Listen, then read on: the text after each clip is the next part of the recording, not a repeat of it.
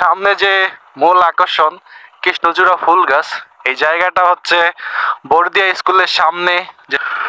আসসালামু আলাইকুম, welcome back to my YouTube channel biker Sohag ভাই। তো আজকে এরকম একটা সুন্দর জায়গায় আসলাম, কল্পনাই করি নাই যে জায়গাটা এত সুন্দর হবে।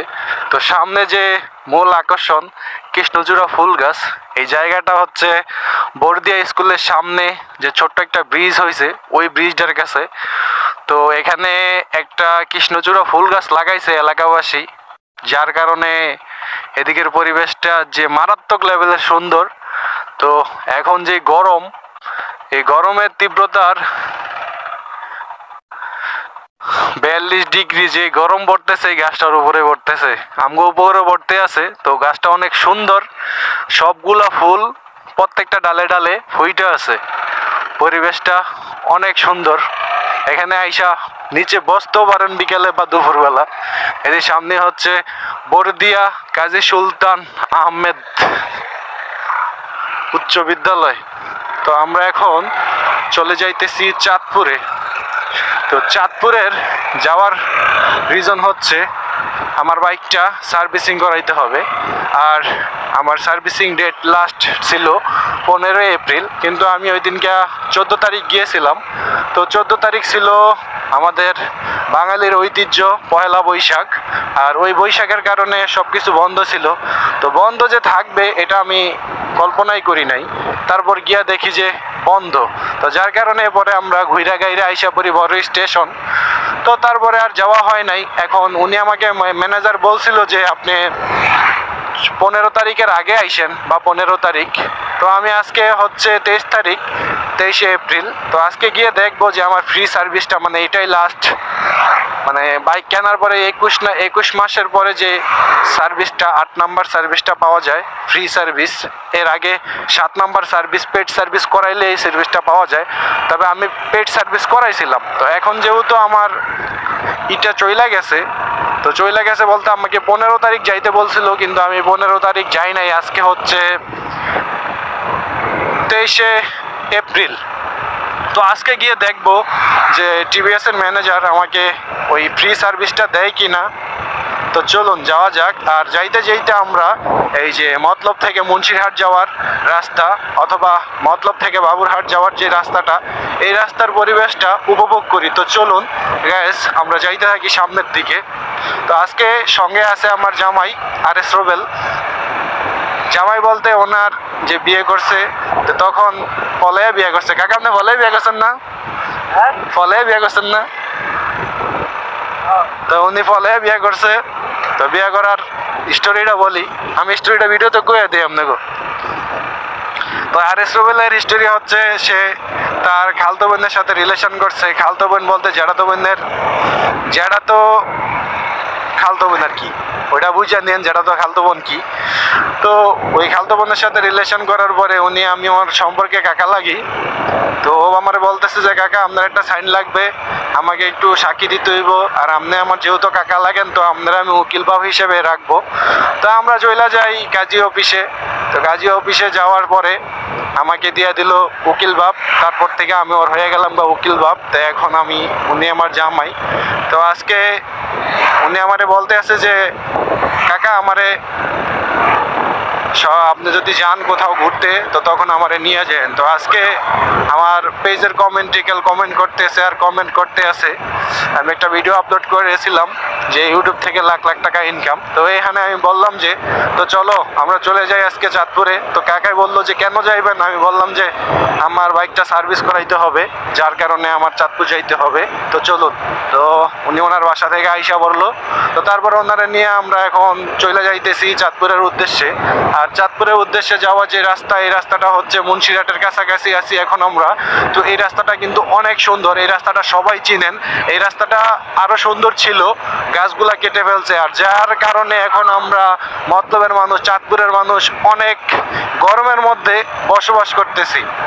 তো একটা গাছ লাগাইলে 10টা গাছ লাগানো উচিত, কিন্তু এই রাস্তার পাশে যে গাছগুলা ছিল এই গাছগুলা কাইটা ফেলছে। সরকার।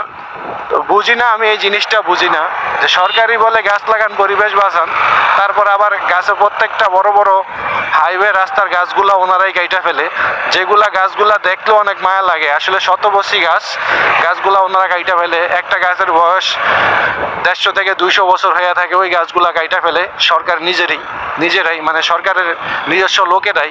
তো এই গাছগুলা এই যে চাঁদপুর থেকে মতলব দক্ষিণ থেকে যে বাবুরহাট যাওয়ার রাস্তা, এই রাস্তার দুই দিকে কত গাছ ছিল, এই গাছগুলো তো সাধারণ মানুষ কাটে নাই, সরকারের লোকরাই কাটছে।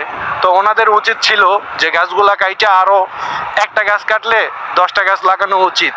তো এরকম শুধু বাবুরহাটে হয় নাই, এরকম অনেক হাইওয়ের সাথে হয়েছে, যেগুলা যে বড় বড় গাছগুলা কাইটা ফেলছে, এগুলা নিয়ে ফেসবুকে অনেক প্রতিবাদমূলক পোস্ট হইতেছে, আবার হচ্ছে, আরো হবে। তো এইরকম আমরা নিজেরাই আমাদের পরিবেশ আমরা ধ্বংস করি। তারপর যখন গরম পড়ে, শীত পড়ে, তখন বলি যে হ্যান ত্যান বাতের ফ্যান, এত শীত পড়ে কেন, এত গরম পড়ে কেন। আসলে এগুলা হচ্ছে সবগুলাই আমাদের হাতের কামাই। আমরা গাছের সাথে অনেক অত্যাচার নির্যাতন করি, গাছগুলা কাইটা ফেলি যেমনে খুশি তেমনে। তো মানুষের মারলে মানুষ চিকুর বাকুর দিয়ে কইতে পারে, কিন্তু গাছ তো আর কইতে পারে না। তো যার কারণে ঘূর্ণিঝড়, বন্যা, এইটা সিডর, নার্গিস সব কিছু আসে। এই যে এই রাস্তাটাই দেখি এখন, আগে অনেক রোদের মধ্যেও আমরা এই রাস্তা দিয়ে চলে যাইতে পারতাম গাছের ছায়ায়, কিন্তু গাছগুলা কাইটা ফেলার পরে এখন যে রোদে আমরা যাব, ওই শক্তি আমাদের নেই। ঠাড়া ভরা রোদ পরে, অনেক গরম। আর এখন মূলত বাংলাদেশে প্রায় 42 ডিগ্রি তাপমাত্রা ছাড়া যায়, যেগুলো আগে সৌদি, দুবাই ওইগুলোতে পড়তো। তো আমার এক বন্ধু সৌদি থাকে, ওরে বললাম যে কিরে কি অবস্থা তোকে সৌদি দেশের, তো বললো যে এরকম কোনো একটা গরম নাই, আর গরম পড়লেও আমরা সহ্য করে নিছি। আমি কইতে এলাম যে আমাদের বাংলাদেশে বেটা 42 ডিগ্রি সেলসিয়াস তাপমাত্রা কয়, এগুলো তো সৌদিতে আসলে অ্যাভেলেবেল, তো এখন এইদিকে পড়লে তো সমস্যা। তো যাই হোক, এটা তো আমরা দেখতেই পারতেছেন। তো তারপরেও কিছু গাছ এলাকাবাসী লাগাইছে, কলা গাছ, তারপরে আবার এই সাইডে দুই সাইডেই শাকসবজি চাষ করছে, বিষয়টা খারাপ না, সুন্দর। তো মোট মিলিয়া এই হলো পরিবেশ। তো একটাই কথা বলবো, গাছ লাগান, পরিবেশ বাঁচান। একটা গাছ কাটলে 10টা গাছ লাগান, কারণ একটা দেশের জরিপ হিসেবে যে একটা দেশের 25 ভাগ বনভূমি থাকা উচিত, কিন্তু বাংলাদেশে ওই হিসাবে নাই।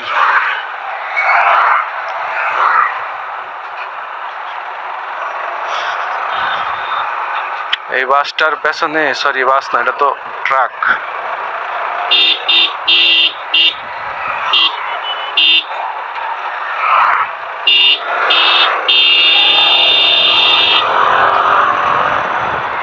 এই যে সব গাছ কাইটা সবাই আসবাবপত্র বানাইতে আছে, আসবাবপত্র বানিয়ে শুয়ে থাকবো। আজকে ফেসবুকে একটা পোস্ট দেখলাম যে গাছপালা বনভূমি কাইটা নগরায়ন কইরা, আবার সেই নগরায়নে ফ্লাইওভার, আপনার এলিভেটেড এক্সপ্রেস বানাইয়া, ওই এক্সপ্রেসের পিলারের গোড়ায় গোড়ায় আমরা লেখা দিতে আসি যে গাছ বাঁচান, গাছ লাগান, পরিবেশ বাঁচান। আমরাই গাছ কাটলাম, আমরাই দালান কোটা বানাইলাম, আমরাই ফ্লাইওভার বানাইলাম, আমরাই সেতু বানাইলাম, এখন আবার আমরাই এই সেতুর পিলারের নিচে লেখা দিতেছি কি গাছ লাগান, পরিবেশ বাঁচান। বিষয়টা খুবই হাস্যকর।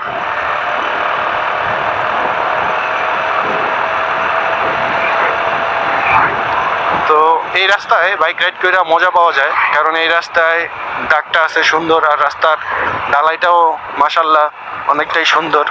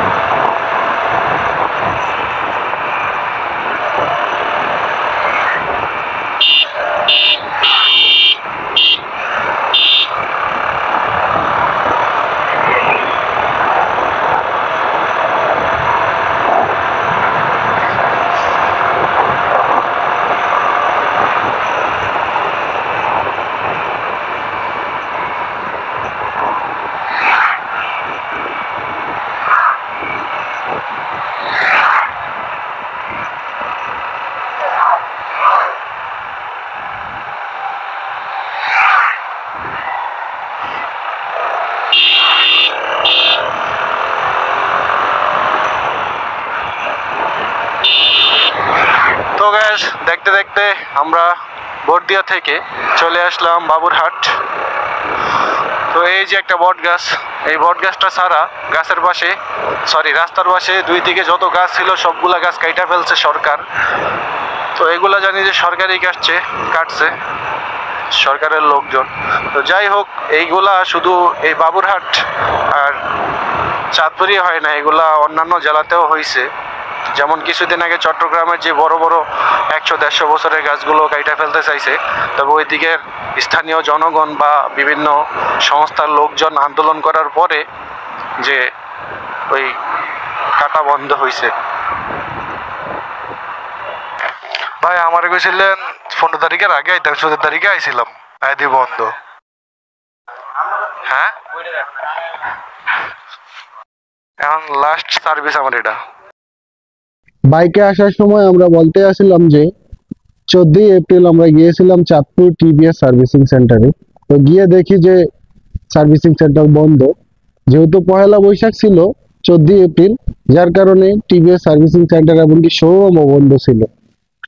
তো এখন ওনারা গিয়ে বললাম যে ভাই 14 তারিখে আসছিলাম কিন্তু আমাদের শোরুম বন্ধ ছিল, বাট আপনাদের সার্ভিস সেন্টারও বন্ধ ছিল।